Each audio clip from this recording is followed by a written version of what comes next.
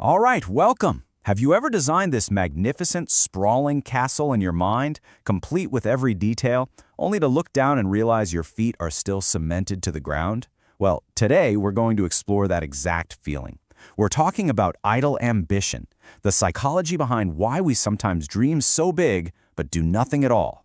I mean, this is a familiar feeling, right? You've got the business plan all mapped out, you can practically feel the marathon finish line, you've outlined that novel that's going to change everything. The vision, oh, it's crystal clear. The passion is absolutely there. But when the day is done, you haven't actually moved an inch. So what is going on here?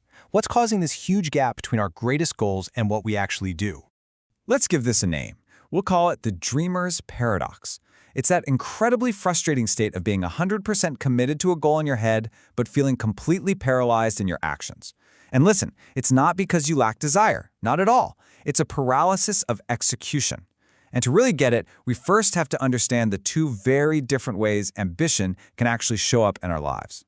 And that brings us to a really key distinction. So on one side, you have idle ambition. Now this world, it feels super productive. It's full of deep research, beautiful plans, and constantly waiting for that one single perfect moment to start.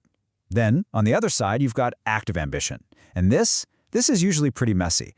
It's about taking one small imperfect step, then another, and learning as you go. The big insight here is that while idle ambition feels safe, it feels organized, a lot of the time it's just a very, very sophisticated way to procrastinate. So what is going on here on a psychological level? What are the actual load-bearing walls and the foundational beams that hold this whole structure of inaction in place? To understand the architecture, we have to diagnose the behavioral patterns that act as its blueprint. Psychologically speaking, this whole state is really built on four core pillars. First, we have perfectionism. Second, a really counterintuitive one, the fear of success. Third is something we'll call the glorification of the plan. And finally, the state that all of this leads to, analysis paralysis. Let's really dig into each of these building blocks. Okay, first up, perfectionism. This is the belief that that first step has to be absolutely flawless. It's that little voice in your head that says, oh, I can't launch the website until the design is perfect, or I can't possibly apply for that job until my resume is a masterpiece. You see, this hunt for an impossible standard becomes the perfect excuse to never actually begin. It creates this huge, insurmountable wall right at the starting line. Now, for a much more hidden architect of our inaction, the fear of success. I know, it sounds weird, right? But just think about it for a second. What happens if you actually succeed? Well, all of a sudden, there are new expectations. People start to see you differently. You have a reputation to maintain. This subconscious anxiety about how you'll handle the pressures of a new identity can actually lead us to sabotage our own efforts, just to keep us safe in the familiar comfort of potential. This one is subtle, but wow, is it powerful. The act of planning itself, of creating those beautiful spreadsheets and intricate mind maps, it actually releases dopamine in your brain. It feels like you're making progress. We get a real sense of accomplishment from creating the blueprint, and that feeling can become a satisfying substitute for the difficult, messy, and uncertain work of actually building the thing. So you see, these patterns, they don't just exist on their own. They interlock, they reinforce each other, and together they create this incredibly powerful mental framework, a literal prison of daydreams. The perfectionism demands a flawless plan, the glorification of that plan makes us fall in love with it, and the fear of success makes sure we never actually have to test it in the real world.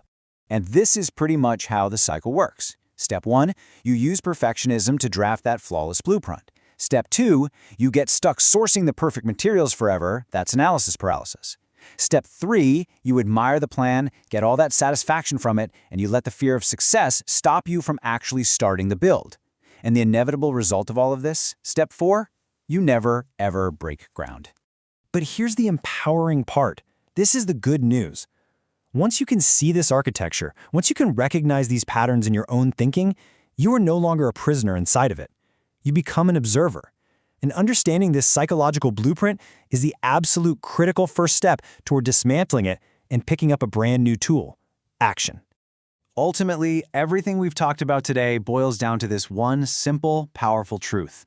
All the planning, all the dreaming, all the strategizing in the world, it means nothing if it doesn't lead to that first, small, imperfect action.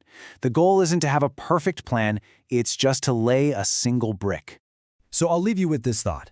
We've spent our time today looking at the invisible architecture that can hold us back. You now have the blueprint of your own potential prison. The question is no longer what you will dream. The question is, what will you build?